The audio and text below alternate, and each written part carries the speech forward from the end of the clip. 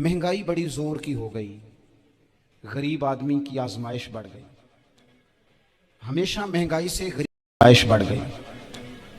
हमेशा महंगाई से गरीब लोग मुतासिर होते हैं। अमीरों की तो चीज़ें महंगी हो जाती हैं, वो तो सिंगल उन्होंने जमा की होती हैं, महंगी होती हैं तो डबल में बेचते हैं। गरीब पिसता है। लेकिन दुख की बात यह है कि हम एक दूसरे का साथ नहीं देते।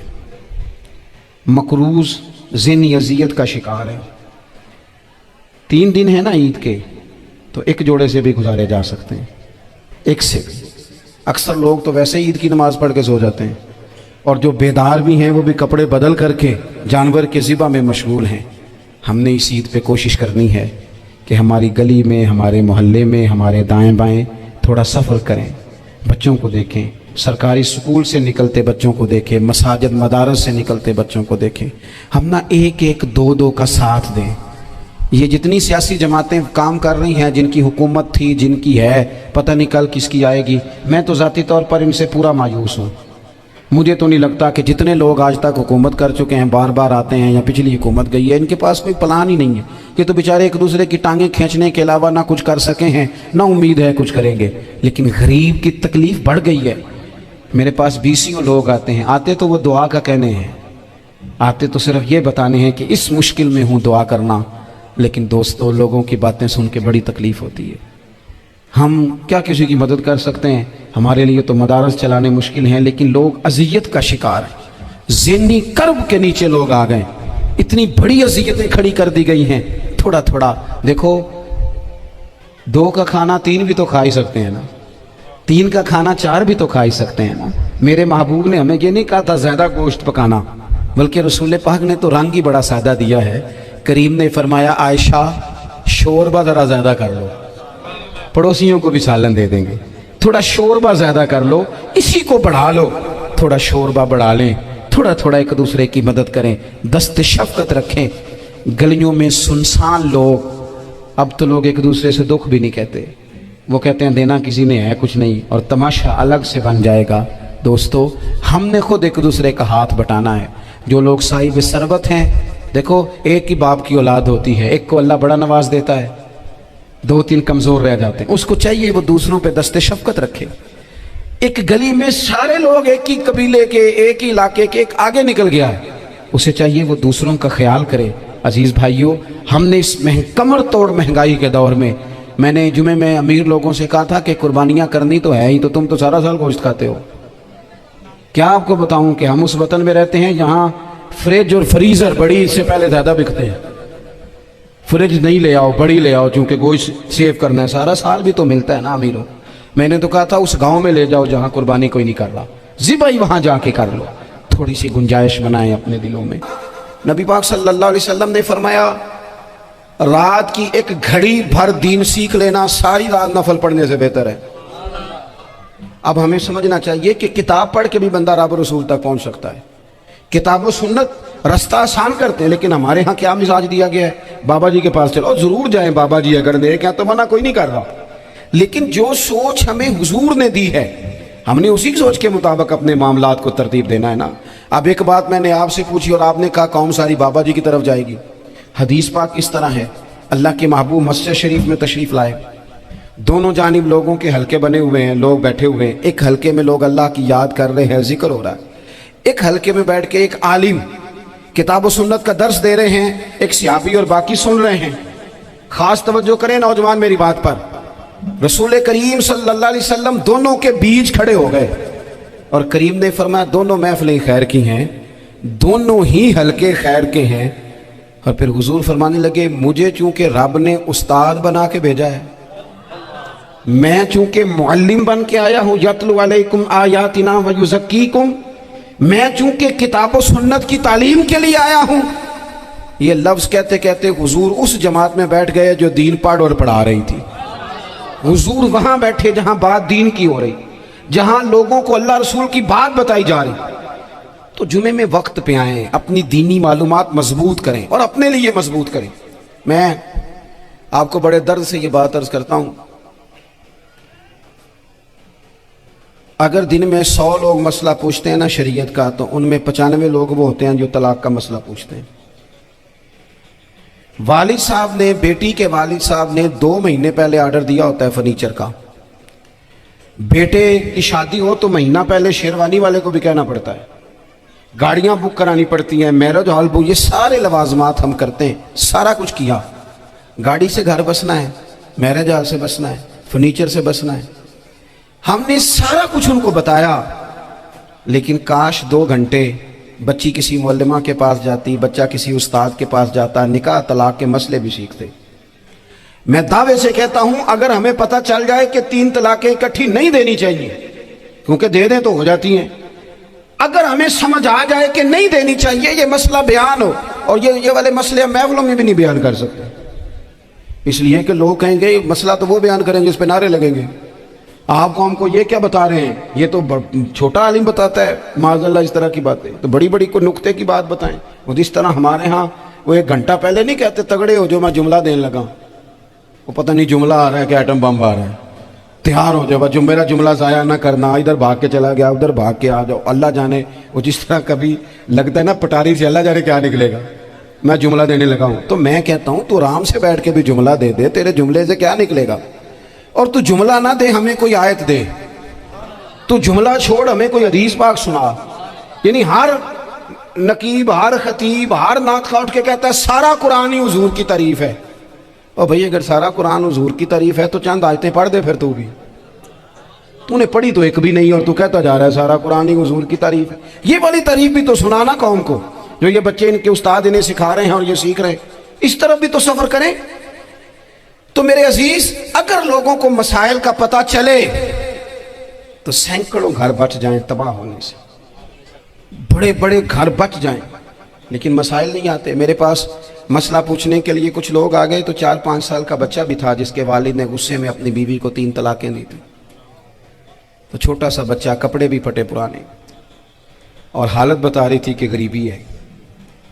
تو جب میں نے مسئلہ بتایا کہ 3 طلاقیں ہو گئی ہیں تو واپس جانے لگے. تو بچہ مجھ سے کہتا ہے، دیہاتی آدمی تو کہنے لگا مولوی صاحب میری اماں تے نانی کہندی اسن پوچھ کے آئی آپ کہ ہن اسی علیحدہ علیحدہ ہی رہنا ہے.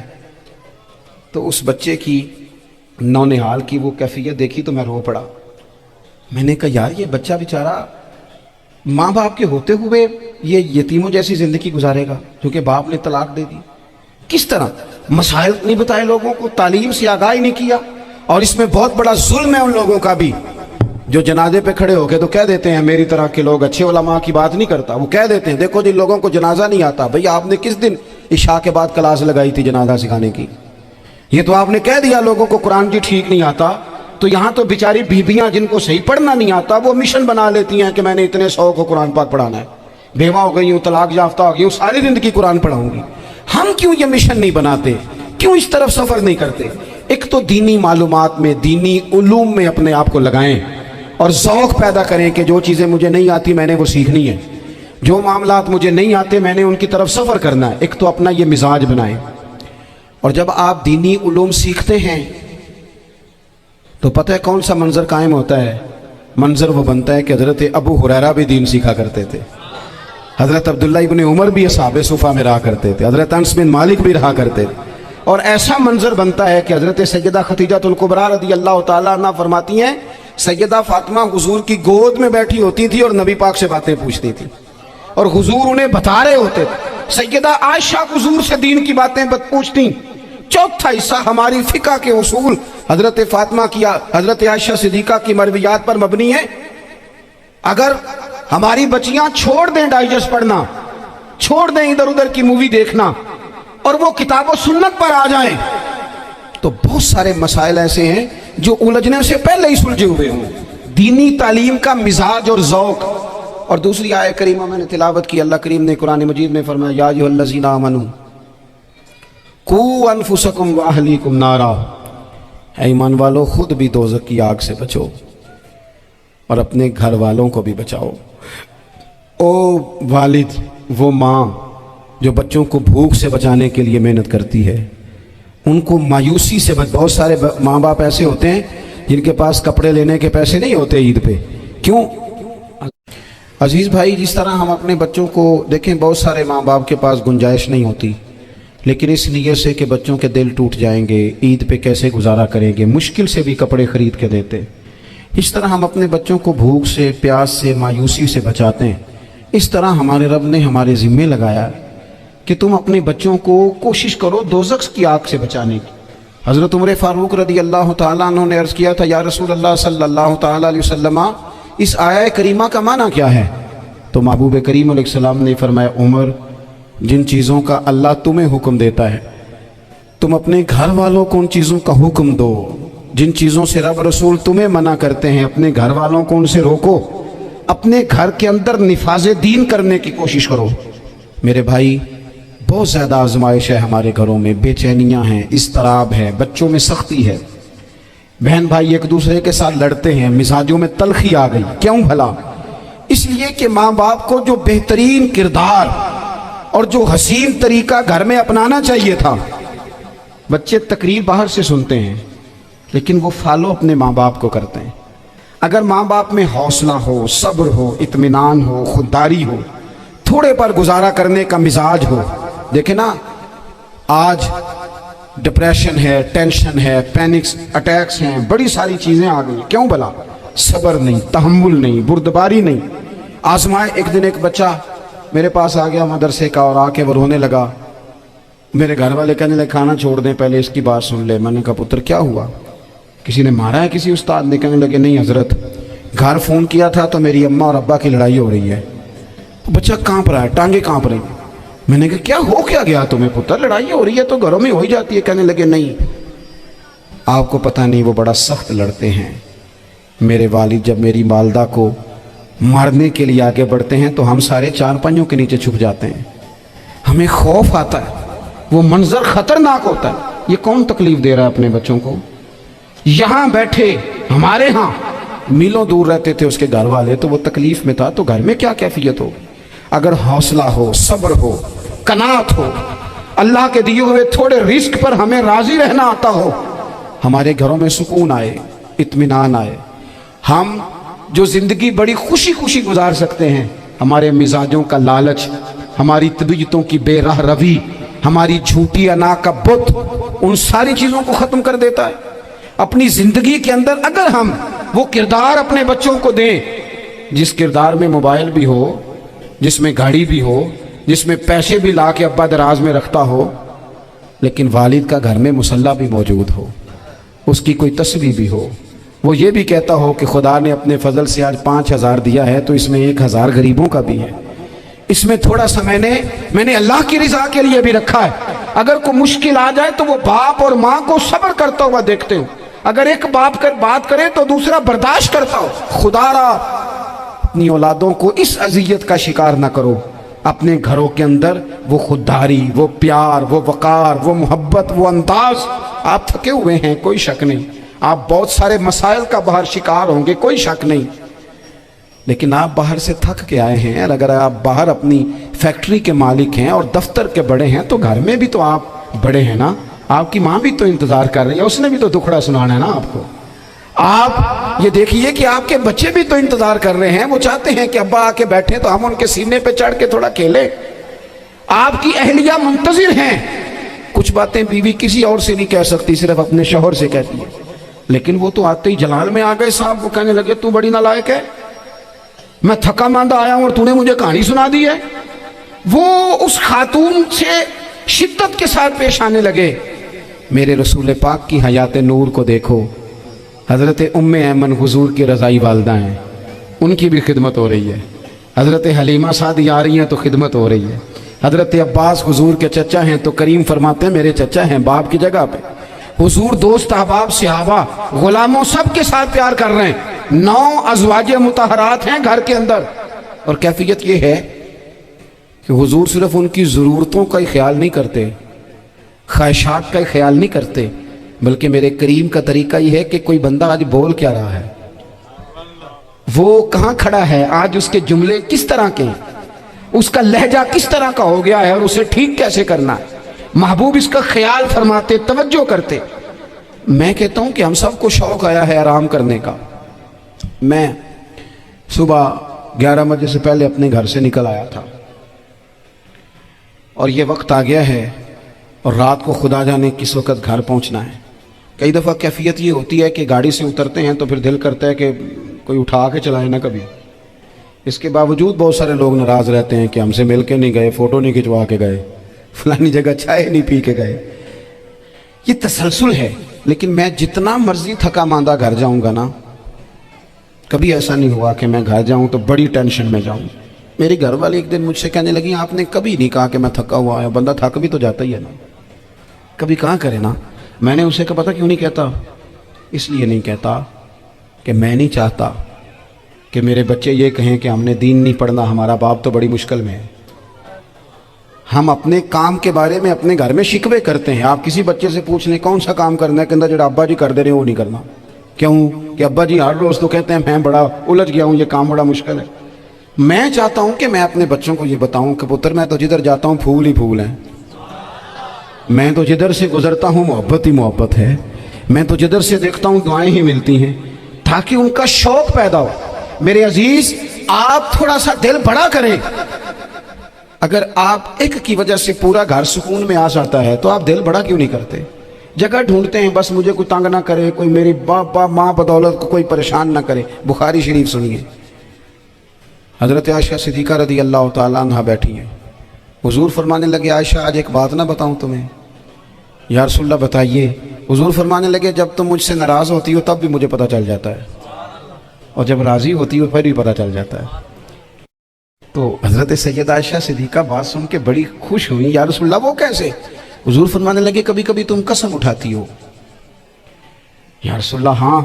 فرمایا جب ہوتی ہو نا راضی خوش تو پھر کہتی ہو مجھے رب محمد کی قسم صلی اللہ علیہ وسلم. پھر تم میرے نام کے ساتھ رب کریم کا نام ملا کے قسم اٹھاتی ہو رب محمد کی قسم. یا رسول اللہ بالکل ایسے ہی ہے. اور فرمایا جب تمہارے دل میں کوئی بات ہوتی ہے نا تو پھر تم کہتی ہو مجھے رب ابراہیم علیہ السلام کی قسم، پھر تم رب محمد نہیں کہتی. یہ بخاری مسلم میں موجود ہے. حضرت عائشہ صدیقہ نے تو بات سنی تو کھل گئی طبیعت، کہنے لگی کریم صدقے جاؤں یہاں تک خیال فرماتے ہو؟ کس کے جملے کہاں پہنچ گئے، یہاں تک خیال ہے. فرمایا مجھے پتہ چل جاتا ہے کہ تمہاری کیفیت کیا ہے، کہاں کھڑی ہو. اور بھئی ہم تو اپنی ماں کا بھی خیال نہیں رکھتے. ہمارا باپ کہاں بیچارہ کھڑا ہے، وہ تو انتظار میں تھا کہ کوئی 10 منٹ میرے پاس بیٹھے گا. توجہ ہی نہیں، جذبات کا خیال ہی نہیں. حضرت عائشہ صدیقہ بات سن کے عرض کرنے لگی یا رسول اللہ مجھے رب محمد کی قسم ہو، میں صرف نام چھوڑتی ہوں، میرے دل میں ہر وقت مدینے والے محبوب ہی رہتے ہیں، نام ہی چھوڑتی ہوں صرف. او میرے دوست تھوڑا سا اور دوسرا عرض کروں گا، دولت اگر بہت عالی چیز ہوتی نا، بہت قیمتی، تو سب سے زیادہ سیدہ عائشہ کے گھر میں ہوتی. اگر پیسوں سے ہی سو کھاتا تو پیسے سب سے زیادہ حضرت فاطمہ الزہرا کے کاشانہ نور میں ہوتے. او میرے بھائیوں، سونا وقت محبتوں سے گزارا جا سکتا ہے. او بھائی، میں نے تو اپنے گھر میں یہ دیکھا کہ میرے والد صاحب گرمی آتی تو فرماتے او لو بھائی تانوں ان پرواہ نہیں، میں تواڈے پڑھولے چ دانے پا دیتے نے تے تواڈی ماں نے مرتبان تے چار پا دیتا ہے، لو اب تمہیں کہیں جانے کی ضرورت نہیں پڑے گی. اس پہ بھی وقت بڑا اچھا گزرتا تھا، اس پہ بھی ٹائم بڑا اچھا. 6 کھانے کھا کے بچے نخرے کر رہے ہیں. میں نے اپنے والد صاحب سے ایک دن کہا، میں کہ ابا جی تانوں پسند کی ہے؟ فرمان لگے پتر جے تو لگی ہوگی بھوک پھر تے ہر شے، اور اگر بھوک نہ ہو تو پھر نخرے ہی نخرے ہیں، پھر کیا پسند ہونا ہے. طبیعت نہیں، اپنے گھروں میں اپنے دوستوں میں اطمینان پیدا کریں، اضطراب سے باہر آئیں. اور ایک بات اور عرض کرنی ہے، یاد رکھنا تقریر باہر چلتی ہے، گھر میں نہیں چلتی. گھر میں عمل چلتا ہے. گھر جا کے آپ لیکچر دینا نماز پڑھا کرو، نماز پڑھا کرو، نماز پڑھا کرو، نماز پڑھا کرو، تو کوئی نہیں پڑھتے گھر والے. آپ گھر میں نماز خود شروع کر دیں. نبی پاک صلی اللہ علیہ وسلم نے فرمایا گھروں کو قبرستان نہ بناؤ، کچھ نفلی نمازیں گھر میں بھی پڑھا کرو. اللہ کے پیارے رسول صلی اللہ علیہ وسلم کا گھر مسجد نبی کے بالکل ساتھ ہے، دروازہ حضور کے گھر کا مسجد میں کھلتا تھا. لیکن نبی کریم صلی اللہ علیہ وسلم کیا کرتے تھے؟ حضرت عائشہ صدیقہ فرماتی ہیں تہجد کی نماز گھر میں پڑھا کرتے. گھر میں حضور تہجد کی نماز پڑھتے، اگرچہ گھر میں دشواری تھی، کچھ عبادات کچھ نمازیں گھر کے اندر بھی انسان پڑھے. آخری گزارش آپ حضرات سے کرنی ہے، اتنا بڑا مجمع ہے، اتنے سارے لوگ تشریف لائے ہیں. ایک گزارش آپ حضرات کی خدمت میں رکھ کے بس میں نے بات کو سمیٹنا ہے. 2 باتیں میں نے آپ کی خدمت میں عرض کی ہیں. ایک تو دینی इल्म का ज़ौक़ पैदा करें, और दूसरा अपने घरों में थोड़ा ठहराव लाएं। थोड़ा सा अपने ये बच्चों के दस्तार फजीलत का इज्तिमा था, इसलिए मैंने ये बात अर्ज़ की, अपने घरों में थोड़ा हौसला कनात लाएं। हज़रत आयशा सिद्दीक़ा रज़ी अल्लाह तआला अन्हा फरमाती हैं, ऐसा नहीं था कि हमारे घर के अंदर माल नहीं आता था, अल्लाह के फजल से बड़ा कुछ आता था, लेकिन फरमाती हम इसार कर दिया करते थे। हुजूर का मिजाज इसार कर देने का है। याद रखना, शम्मा से अगर कई शम्मे जल जाएं तो इसकी रोशनी में कभी कमी नहीं आती। हज़ारों दिए भी जल जाएं तो ये दिए मांद नहीं पड़ते। महंगाई बड़ी ज़ोर की हो गई, गरीब आदमी की आजमाइश बढ़ गई। हमेशा महंगाई से गरीब लोग मुतासिर होते हैं। अमीरों की तो चीज़ें महंगी हो जाती हैं, वो तो सिंगल उन्होंने जमा की होती हैं, महंगी होती हैं तो डबल में बेचते हैं। गरीब पिसता है। लेकिन दुख की बात यह है कि हम एक दूसरे का साथ नहीं देते। मकरूज ज़हनी अज़ियत का शिकार है। 3 दिन है ना ईद के, तो एक जोड़े से भी गुजारे जा सकते हैं, एक से भी। अक्सर लोग तो वैसे ईद की नमाज़ पढ़ के सो जाते हैं, और जो बेदार भी हैं वो भी कपड़े बदल करके जानवर के ज़िबा में मशगूल हैं। हमने इस ईद पे कोशिश करनी है कि हमारी गली में, हमारे मोहल्ले में, हमारे दाएं बाएं थोड़ा सफ़र करें, बच्चों को देखें, सरकारी स्कूल से निकलते बच्चों को देखें, मसाजिद मदारस से निकलते बच्चों को देखें। हम ना एक एक दो दो का साथ दें। ये जितनी सियासी जमातें काम कर रही हैं, जिनकी हुकूमत थी, जिनकी है, पता नहीं कल किसकी आएगी, मैं तो ज़ाती तौर पर इनसे पूरा मायूस हूँ। मुझे तो नहीं लगता कि जितने लोग आज तक हुकूमत कर चुके हैं, बार बार आते हैं या पिछली हुकूमत गई है, इनके पास कोई प्लान ही नहीं है। कि तो बेचारे एक दूसरे की टांगें खींचने के अलावा ना कुछ कर सके हैं, ना उम्मीद है कुछ करेंगे। लेकिन गरीब की तकलीफ़ बढ़ गई है। मेरे पास 20 लोग आते हैं, आते तो वो दुआ का कहने हैं, आते तो सिर्फ ये बताने हैं कि इस मुश्किल में हूँ, दुआ करना। लेकिन दोस्तों, लोगों की बातें सुन के बड़ी तकलीफ़ होती है। हम क्या किसी की मदद कर सकते हैं? हमारे लिए तो मदारस चलाने मुश्किल हैं, लेकिन लोग अज़ियत का शिकार हैं। ज़हनी कर्ब के नीचे लोग आ गए, इतनी बड़ी अज़ियतें खड़ी कर दी गई हैं। थोड़ा थोड़ा देखो, 2 का खाना 3 भी तो खा ही सकते हैं ना, 3 का खाना 4 भी तो खा ही सकते हैं ना। मेरे महबूब ने हमें ये नहीं कहा था ज़्यादा गोश्त पकाना, बल्कि रसूल पाक ने तो रंग ही बड़ा सादा दिया है। करीम ने फरमाया, आयशा शोरबा ज़रा ज़्यादा कर लो, पड़ोसियों को भी सालन दे देंगे, थोड़ा शोरबा ज़्यादा कर लो, इसी को बढ़ा लो, थोड़ा शोरबा बढ़ा लें, थोड़ा थोड़ा एक दूसरे की मदद करें, दस्त शफ़क़त रखें। गलियों में सुनसान लोग, अब तो लोग एक दूसरे से दुख भी नहीं कहते, वो कहते हैं देना किसी ने है कुछ नहीं, और तमाशा अलग से बन जाएगा। दोस्तों, हमने खुद एक दूसरे का हाथ बटाना है। जो लोग साहिब सरबत हैं, देखो एक ही बाप की औलाद होती है, एक को अल्लाह बड़ा नवाज देता है, 2-3 कमज़ोर रह जाते हैं। उसको चाहिए वो दूसरों पे दस्ते शफ़क़त रखे। एक गली में सारे लोग एक ही कबीले के, एक ही इलाके के, एक आगे निकल गया है, उसे चाहिए वो दूसरों का ख्याल करे। अजीज़ भाइयों, हमने इस कमर तोड़ महंगाई के दौर में, मैंने जुमे में अमीर लोगों से कहा था कि कुर्बानियाँ करनी तो है ही, तो तुम तो सारा साल गोश्त खाते हो। क्या आपको बताऊं कि हम उस वतन में रहते हैं जहाँ फ्रिज और फ्रीज़र बड़ी इससे पहले ज़्यादा बिकते हैं। फ्रिज नहीं ले आओ, बड़ी ले आओ, क्योंकि गोश्त सेव करना है, सारा साल भी तो मिलता है ना अमीरों। मैंने तो कहा था उस गांव में ले जाओ जहां कुर्बानी कोई नहीं कर रहा, ज़िबा ही वहां जाके कर लो। थोड़ी सी गुंजाइश बनाएं अपने दिलों में। ये ज़रूरी नहीं कि सामने वाला आपका शुक्रिया भी अदा करे। हज़रत आयशा सिद्दीक़ा रज़ी अल्लाह तआला अन्हा, अम्मा जी एक कनीज़ रखी हुई थी, हज़रत उस्मान गनी ने दी थी कि आपकी खिदमत करेंगी। तो वो कनीज़ कहती है कि अम्मा जी तो मेरी भी रोटियां पका देती थी, वो तो मेरे लिए भी खाने का एहतमाम कर देती थी, लेकिन कोई दरवाजे पे अगर मांगने आता तो हज़रत आयशा सिद्दीक़ा मुझे कहती इसे खैरात दे आओ। तो मैं कहती अम्मा जी ये काम तो लोग दौड़ के करते हैं और आप ये मुझे कह रही है मैं कर दूं? तो हज़रत आयशा फरमाती जब कोई बंदा किसी को देता है तो वो शुक्रिया अदा करता है। मैं चाहती हूँ वो शुक्रिया भी तेरा ही अदा कर जाए, मैंने जो अजर लेना है वो रब की बारगाह से लेना है। तो मेरे भाई, अपनी ज़िंदगी में थोड़ा सा तो दिल बड़ा करें, थोड़ी थोड़ी गुंजाइश पैदा करें। और ये ज़रूरी नहीं कि उस बंदे का आपसे बड़ा अच्छा सलूक ही हो, ना भी हो उस गरीब का सलूक अच्छा, तो बाज़-औक़ात बंदा गरीबी में तल्ख भी तो हो ही जाता है ना। बाज़-औक़ात इंसान पे गुर्बत ज़्यादा आ जाए तो उसकी तबीयत भी तो, बीमार आदमी सख्त भी तो हो जाता है। तो मेरी आपसे ये गुजारिश है कि ये जो दिन चल रहे हैं वो हमारे यहाँ हमारे हुक्मरान कहते हैं मज़ीद सख्त फैसले करने पड़ेंगे। वो मैंने कहा तुम्हारे लिए तो आसान है, इसलिए कि तुम तो जिस दफ्तर में बैठ के फैसला करते हो उसकी तो बत्ती कोई नहीं जाती, تمہیں کیا پتا ہو, وہاں تو اے سی بھی 1 منٹ کے لیے بند نہیں ہوتا. یہ تو اس سے پوچھو باپ سے کہ جو عید سے پہلے اپنی بیوی سے مشورہ کر رہا ہے کہ عید آ گئی ہے, اگر بیٹی کے گھر کپڑے نہ بھیجے تو اس کی ساس باتیں کرے گی. یہ چھوٹی عید گزری تھی نا, تو ہمارے ہاں کچھ لوگ سمجھتے ہیں کہ سخاوت صرف رمضان میں ہی کرنی ہے, اور رمضان میں ثواب زیادہ ہے, ورنہ راشن ونڈن والے اور لوگ کو عیدوں بعد بھی بھوک لگ دیجئے, عید کے بعد بھی اسی طرح ہی غریب کے ساتھ پیٹ ہوتا ہے, لیکن توجہ نہیں. ایک تو ذوق علم پیدا کریں, ایک اپنے گھر میں اطمینان کا ماحول لائیں. تیسری گزارش یہ ہے کہ مہنگائی اور سختی کے اس دور میں اپنے مسلمان بھائیوں کا, عزیزوں کا, اہل محلہ کا ہاتھ بٹائیں, پیار کریں. اللہ کے حضور دعا ہے اللہ ہماری اس حاضری کو قبولیت کا شرف عطا کرے. آخر دعوانا ان الحمدللہ رب العالمین.